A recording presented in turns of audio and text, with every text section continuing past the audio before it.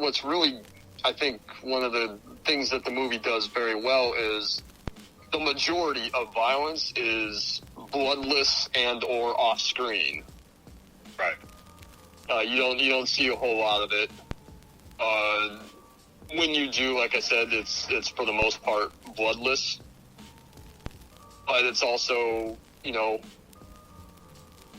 Tom Hanks or Michael Sullivan trying to shield his son from those consequences and try not to let him get involved with that. Right. And that's one of the themes that always strikes me. The score is one of my favorites, like hands down. You know, stuff we've been over before. The cinematography, I think, is gorgeous.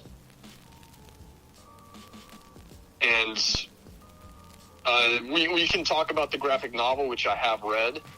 Okay.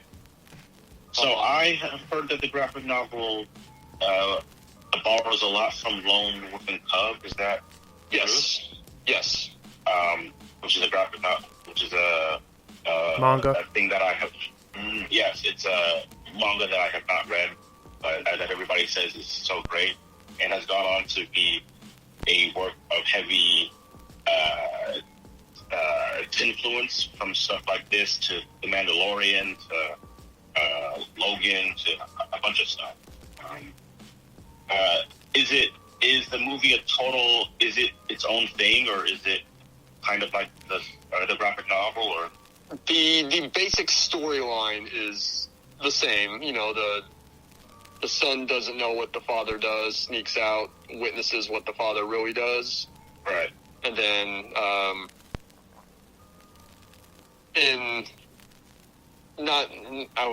retaliation is the wrong word, but because you see Daniel Craig's character, Connor Rooney, right, execute someone, it kind of sets off the whole plot of the film. Because he doesn't want to be found out, he goes and tries to kill the kid, except he kills the wrong son and the wife in the process, and then Michael Sullivan and Michael Sullivan Jr., the older boy, are on the run throughout the rest of the film and graphic novel. That storyline is the same. The graphic novel, however, and by Colin's own admission, is very much influenced by Lone Wolf and Cub, but also like some John Woo Hong Kong movies. And you can see that in the novel. There's a lot of gunplay, a lot of diving, you know, with two guns firing at the same time. Oh, that's interesting. He even Sullivan even slides down a banister like he was Chow Yun Fat at one point. Right. Firing two guns. So it's very, the graphic novel is very action oriented, whereas this is, you know, very, very quiet. Right. The opposite approach. Yeah, it's the exact opposite. And for what my opinion is worth, the movie is so much better than the graphic novel. Oh, wow. Okay. So I was going to ask you that. So is the relationship between Newman and Sullivan's character the same in the graphic novel, where it's heavily insinuated that Newman prefers Sullivan over Connor?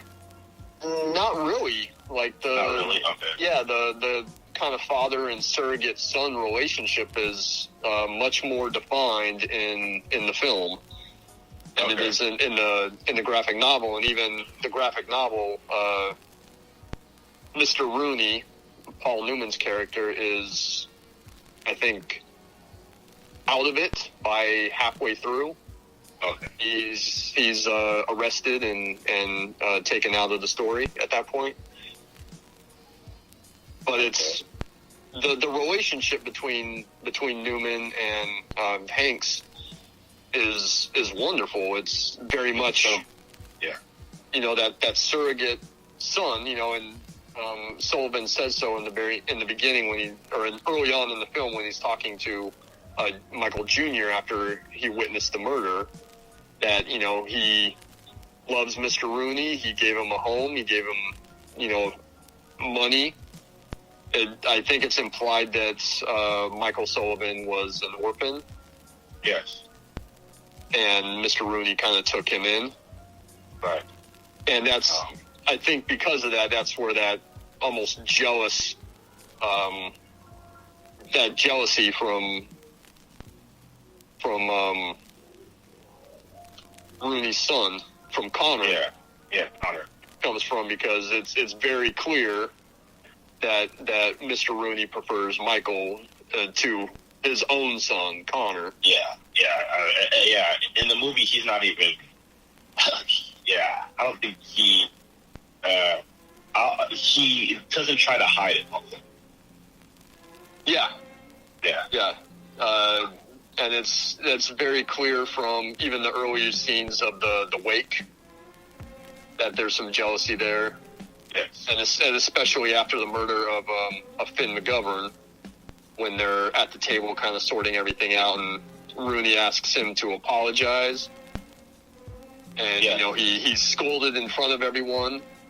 And then Rooney goes and, walks off with Michael, and there's that great dolly shot of Daniel Craig just sitting there stewing in it. And you can see, Newman and Hanks walking in the background behind them. Right. He's extremely jealous and wants that relationship, but doesn't have it. But of course, once things go sideways, and Rooney is yelling at Connor, there's that scene where he's yelling at him and he's hitting him and he's talking about how he curses the day that he was born. But then once Connor breaks down and starts crying, then you can see that father relationship kick in. Right. He tries to comfort him, and he does what he can to try to protect him throughout the movie, because it's, as much as he loves Michael, Connor is his flesh and blood. Right. And there's that loyalty. Yeah. Yeah, it was funny because I was thinking, had the roles been reversed, had he gone to such great lengths to shield Michael, and I don't think he would have. I don't think if Michael had done what Connor had done, I don't know if Rooney would have shielded Michael the same way. Mm-hmm. I think this film opens great. I mean, a scene that I like a lot is the scene where Hanks and his family go to Rooney's house, and Rooney takes his Hanks' sons, and they go upstairs and they shoot dice. Mm-hmm.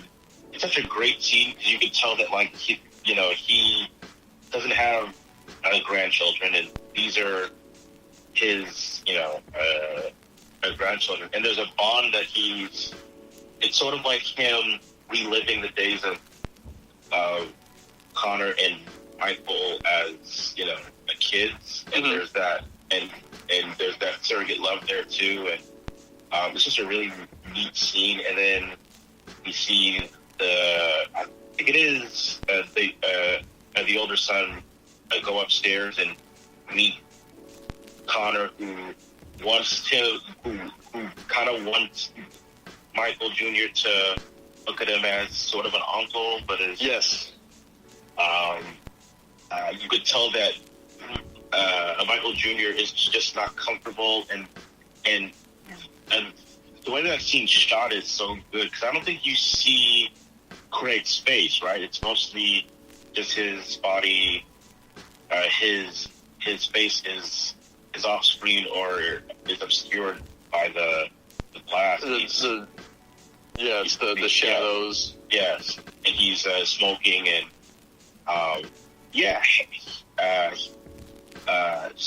Mendes does a great job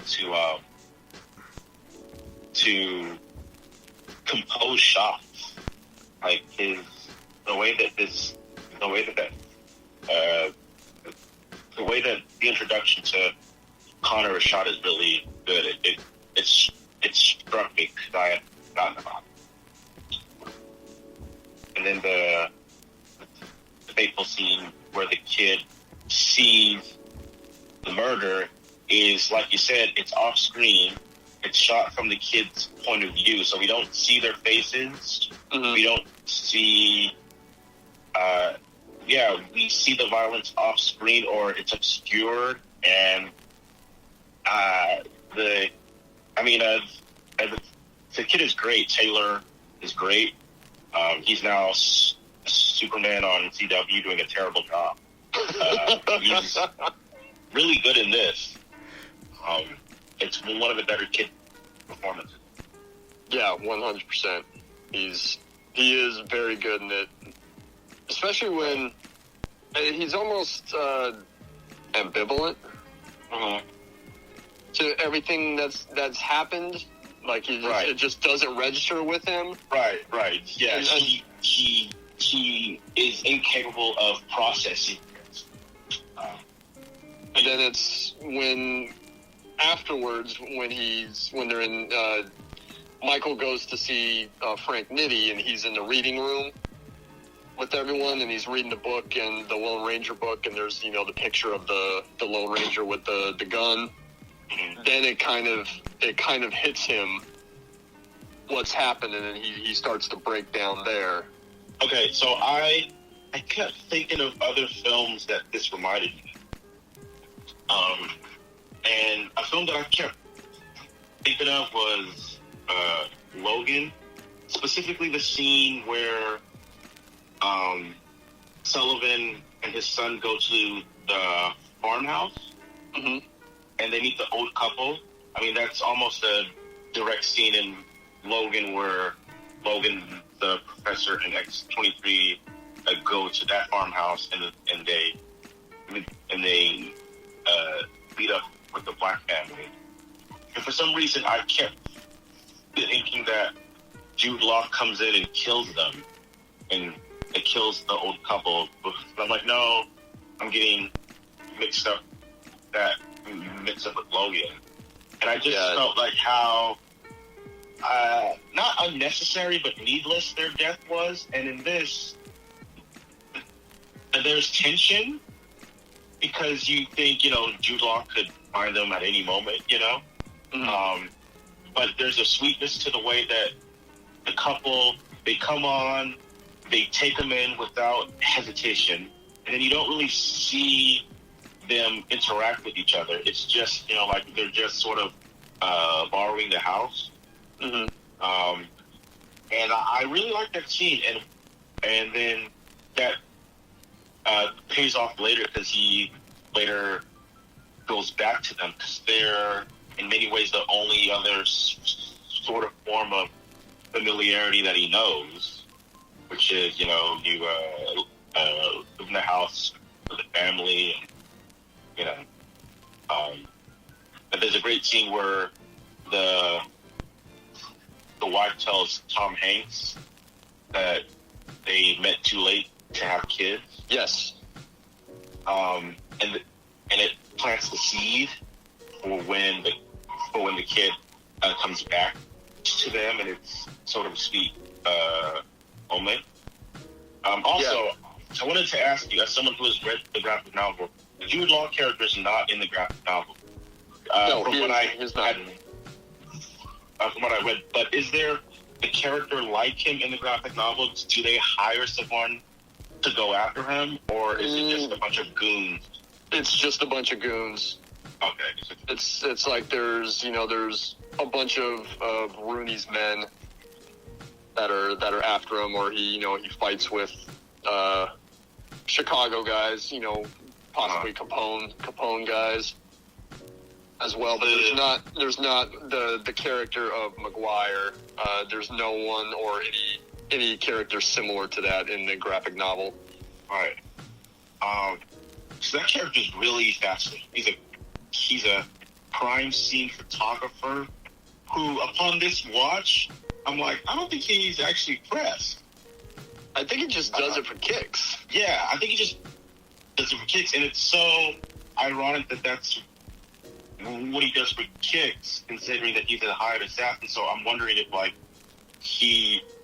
because I guess he takes photos of the people that he kills too, right? Because that's the implication when he kills Sullivan. when